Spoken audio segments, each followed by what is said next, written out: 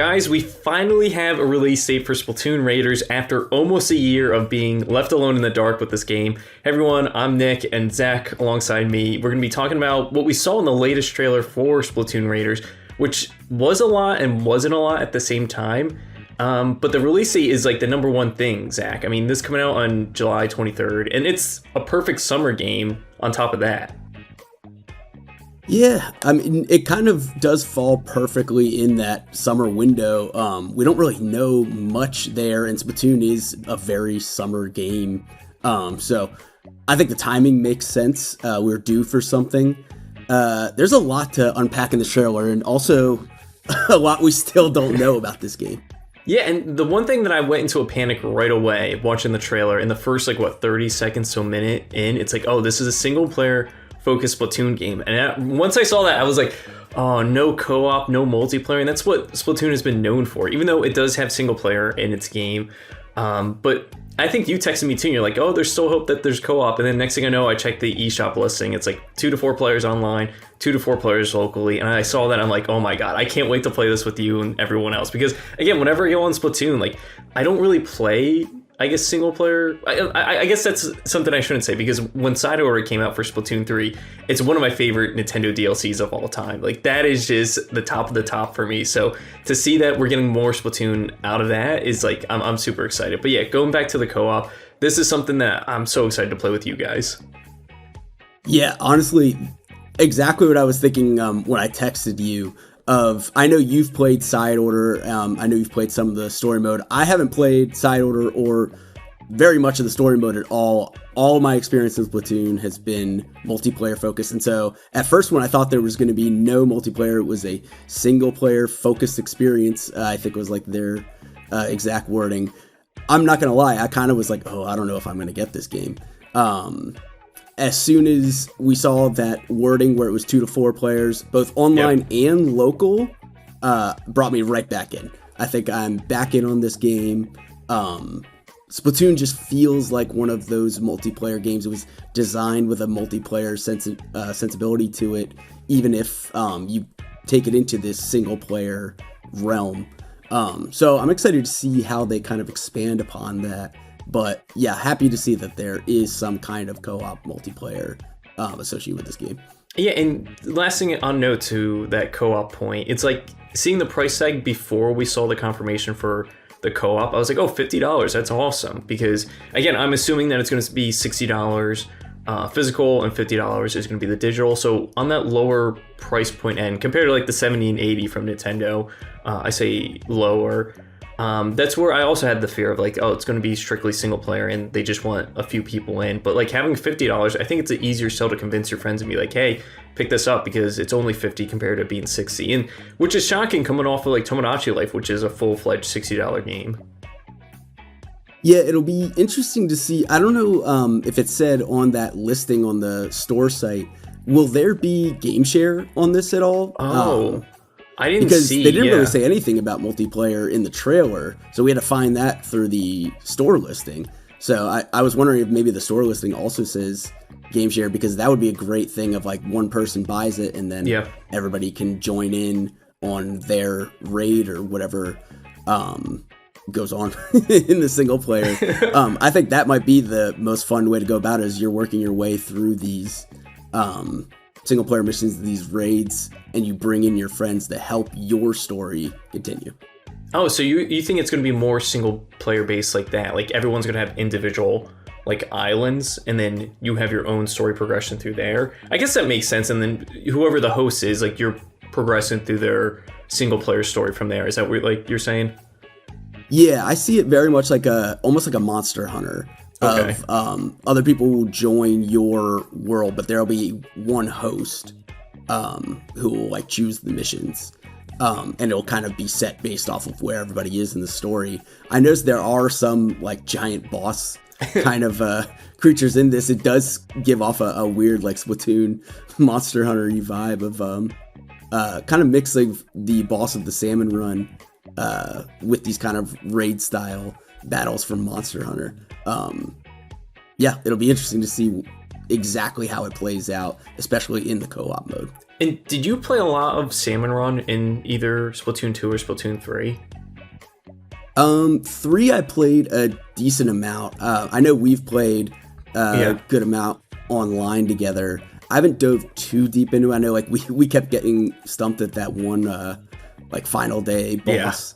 I don't think I've beaten it yet. That one is like so tough to do, the giant salmonoid or whatever. Natalie's beaten it like once or twice, but getting to that final boss is definitely difficult. Yeah. I mean, looking at this game, it really does feel like the best analog we have is Salmon Run. Yeah. I know that there is the single player mode in Splatoon, but it feels like a lot of the gameplay and systems in this game seem to be more aligned to Salmon Run. If you are upgrading your equipment or you're going through different loadouts, and then you're taking on these kind of boss-like creatures or these raids of enemies. It seems like it's much more in line with Salmon Run than it is with the standard story player. Again, I've only played a limited amount of the single player in 3, so I can only attest to so much. But no, I think you're like spot on with saying it's more in line with Salmon Run. And my biggest complaint with Salmon Run, even though I do enjoy it, is that you're locked between the items that they give you or the weapons they give you for that run, which is like a huge, like, unfortunate thing. Like it's cool because it allows you to try out new weapons, and then you can go into multiplayer and you're already kind of accustomed to those weapons through Salmon Run.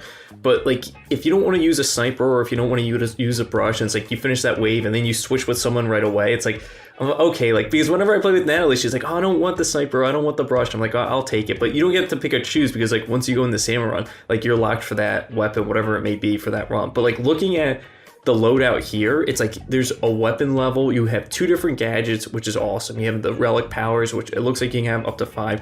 You have different kind of tanks, which we've never really had in Splatoon before. Like everyone has like a set tank limit. Like there's never been like a large tank, a small tank. Like maybe if you have the smaller tank, you'll run a little bit faster, or swim a little bit faster. And then the bot buddies too, which is something completely new, and that might be a replacement of like your special abilities, like from the multiplayer or even the single player or even Salmon Run, because like if you looked at the bot buddies, they had like Big Man, and his looked to be like the Kraken from Splatoon 1, where he was just like charging through enemies and kind of just like, it almost looked like he was eating them, but he's so big, he's just like like toppling them over. And then Sivir also had like the it looks like the killer whale from 1 and the reef slider, where you just like go forward and then you do like the Akira slide.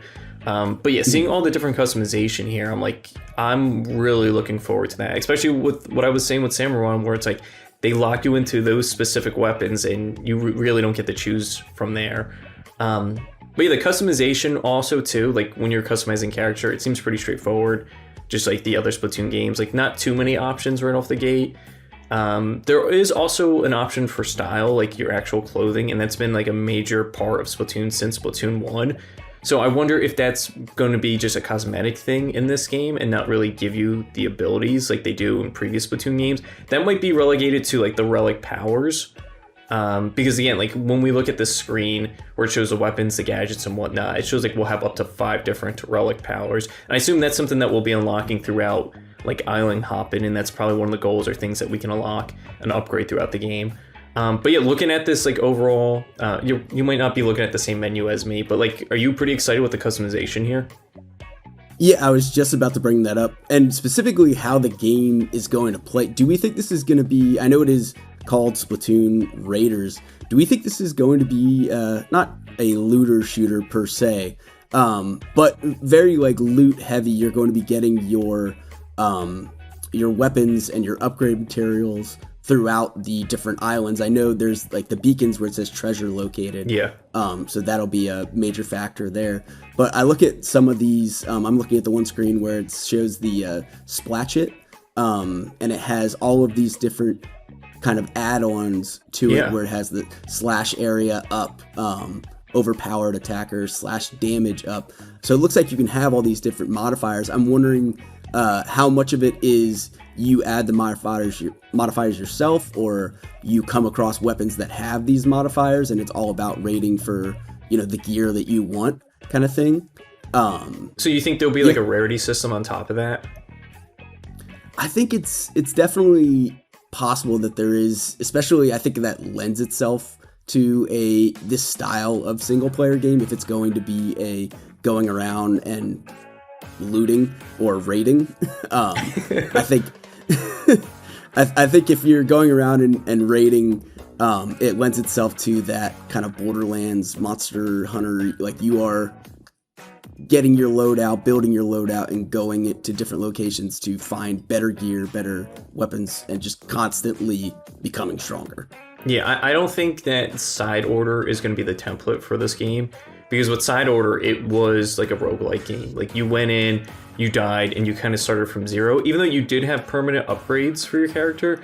But like when you go in, like your gun only did a certain amount of damage, or like your swim speed was only a certain amount of speed. But then as you progress through that specific run, then those kind of pile up. And then again, once you lose or if you beat that run, then everything sets to zero, besides the permanent upgrades that you're able to do before you go into a battle. But this seems like it's going to be something more permanent and long term, like again, akin to a Monster Hunter or Borderlands, where you get that item and it sticks with you throughout the next run, regardless if you die or not.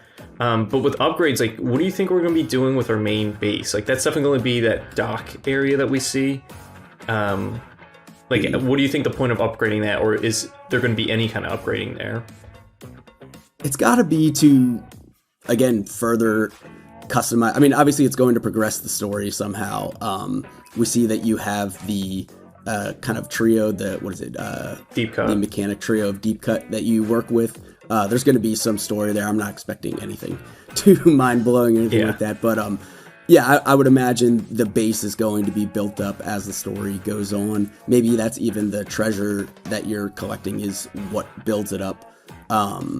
Do we know their kind of motive, the like mechanics, or are they just kind of stranded on the island? They're just stranded on the island. At least in the first trailer, we see that the player character crash lands on like a helicopter or through a helicopter. So we don't know why they're all there. It could just be like this is a dream, or it's just like another story thing, kind of like the single player in Splatoon 3. Because I want to say in Splatoon 3, the single player, from what I recall, I think you fight against Deep Cut. But obviously, like, they're the idols, like, they're good guys, but, like, you fight against them in that, and then they kind of, like, join your team throughout there. So that makes me think that we'll also be getting previous idols from, like, 1 and 2 in this game, because, again, if you look at that menu with all the different gadgets and whatnot, they have a category for bot buddies, and I don't think it's just going to be the 3 characters from Deep Cut. I really think that we're going to get other characters, and not even just the idols. Like, I think we'll probably get other characters, maybe, like, Judd from just all the previous Splatoon games, the little cat that says what team wins. Like that's something I would love. Or maybe you can even recruit like your friends. Like that would be something cool. Like you can recruit their individual player character. But again, like maybe that would be a little weird if they're like in the bot buddy and not actually just roaming around with you. But when it comes to the co-op, I think they'll be roaming around with you. I don't think they'll be restricted to that mechanic or again that bot buddy thing. As far as when you say roaming around with you, how deep do we think the exploration goes in this? Do we think it's going to be kind of very linear? You get in, you get your loot, you get out? Or do we think it's going to be a little bit more open map? We see it's a bunch of islands kind of setting. What are your kind of thoughts on that? I think it's going to be individual levels that we go to. We do see a portion of the map, and it looks like you load into that specific area, and then like Big Man just gets like flung around on the tower in the little bot buddy thing.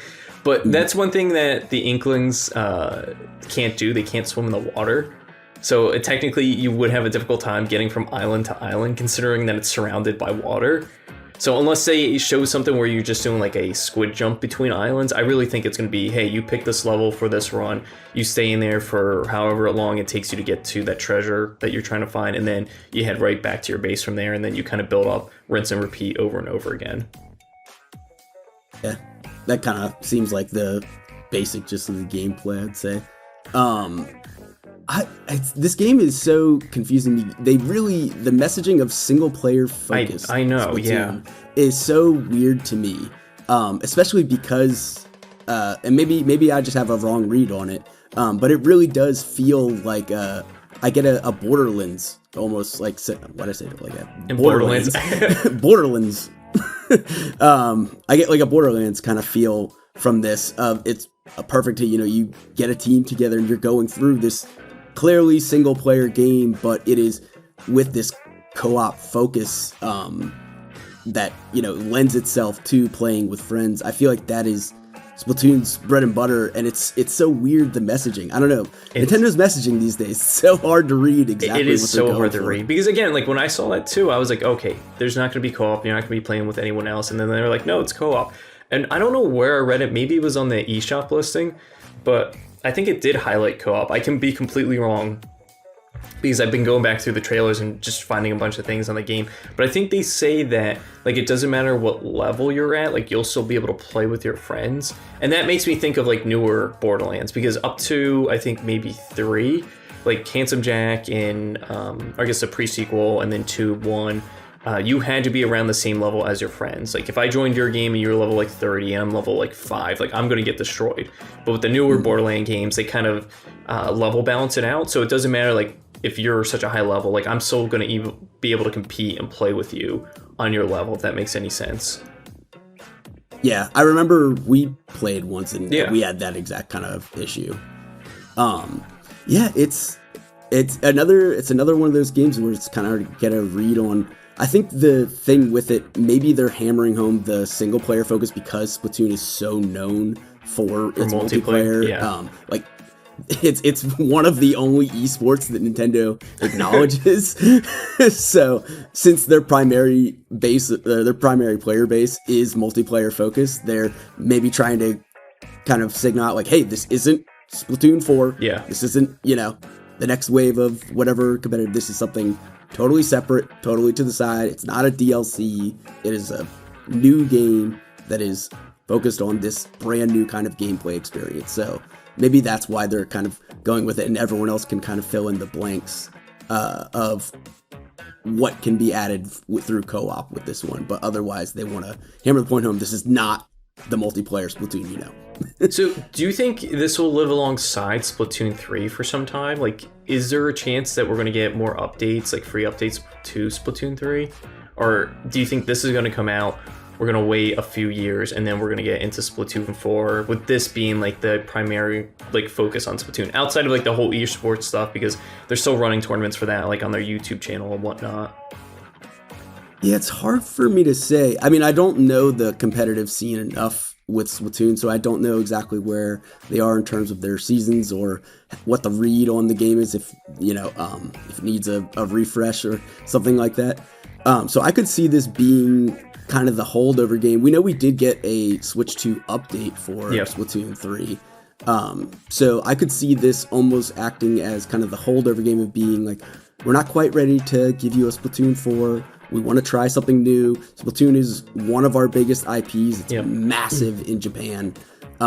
So got to take advantage of that. I think this is a good way to hold over Splatoon fans and say, hey, we may not have Splatoon 4, even though we've been rapid fire. We've gotten how many Splatoons in the last 10 years? 10 years? Yeah. This will be the fourth one. Yeah, the fourth one in 10 years, which is kind of shocking for Nintendo. But yeah, I think like the last thing to touch up on is the Amiibos. They look awesome. I think they're $25 a piece, and that's Shiver, Big Man, and Fry. Like, they look great in their new Raiders look. There's so many Splatoon Amiibos. Like, I think I only have a few of them. Natalie and I have like the idols from 2, and then we have like just the ones from Smash, but they make so many variants of them. I think I just have the like boy Inkling from from like Splatoon 1, I think, and I barely even played Splatoon 1 on the Wii U. I think my brother mainly played, and I think it was his Amiibo, and he just forgot about it. but these look like quality Amiibo. Are they? So they're all $25 every single one of them? I believe they're $25 each, including like each individual. But I don't know why. I thought Nick sent us one that showed the packaging of all 3 together. So maybe they do have a bundle, and what is that going to cost? Probably $60 or so, like maybe $70. You'll get it for a little less cheaper, because that's what they usually did with the bundle ones previously, where it's like, oh, you get a minor discount if you buy them all together. $5 off. Yeah, so I mean, it's something, but it's just interesting because Big Man is so much bigger than the other ones, and it always feels like the bigger Amiibo are the ones that are like a little bit more expensive. So it's interesting if they're all the same price, but I can imagine that the other 2 are probably going to be in high demand because everybody loves the actual Inkling and Aquaman design characters. Yeah, they're so good. Again, I really do like these amiibos, and if the other idols are here in this game, they're going to make one specifically for them in Raiders, which maybe those will come out later this year or next year or sometime. But yeah, do you have any other thoughts on it, Zach? I mean, again, like, I guess when's the next time we're going to see any news on this? Because they basically sat a full year and didn't say anything on this game, and that's rare for Nintendo to do. Like, usually they say the game and it will come out shortly after that, but I mean, us getting a release date, it's coming out in July. Are we going to see news in May, June? Is there going to be I could even see like a Splatoon Raiders Direct, like a few weeks before it comes out, like maybe the first week of July or something, or the last week of June. That's my thought, is either we're going to see it in the next regular Direct, whenever that may be, if that ever may be, or we're going to get a dedicated Direct for this game maybe a week or two out of its proper release, so probably first week of July. I would say that timing makes sense to me. I feel like this is a game that needs a little bit more explanation. For sure. You know, beyond just the co-op aspects that they haven't made super clear. It just, the whole extent of the game is still a little vague. And if they really are trying to hammer home that difference between traditional Splatoon and this new Splatoon Raiders, they'll probably want to have a dedicated Direct to fully go over and say what's different, what is this new experience that we're giving you. And I wouldn't be shocked if they did show, again, if Splatoon 3 is going to kind of live alongside this, if they did have incentives for players who picked up Splatoon Raiders. And it's like, hey, if you play through the story mode and you have save data on your Switch, you can carry that over and you unlock like an outfit or a cosmetic gun in Splatoon 3, because they love doing that. Like, if you beat the single player, you get like these items, or if you beat side order with this item or this weapon, you get it to use it in the single player, or I guess the multiplayer. But it's just really just a cosmetic thing, nothing to the extent of like, oh, this is overpowered, like I need to go buy this or play this DLC or whatnot. But yeah, I'm looking forward to it. I'm happy that we have more of a lineup for 2026. I mean, after Tomodachi Life and then I guess Yoshi in May, that was like really it that we have to look forward to. At least we also have a Rhythm Heaven in July, I should say. But outside of that, it's like we have no idea what Nintendo is doing. So it's good to see that we have some solid confirmation for this game coming out. But yeah, I think that's going to do it for us. This is kind of our little discussion on Splatoon Raiders. If you enjoyed the video, guys, make sure you like and subscribe to GameXplain. We'll be updating you throughout the year on more Splatoon Raider stuff, or I should say throughout the next couple of months, because we're going to be playing this sometime during the summer, July 23rd to be exact. But until then, we'll catch you next time. See you, everyone. Bye, guys.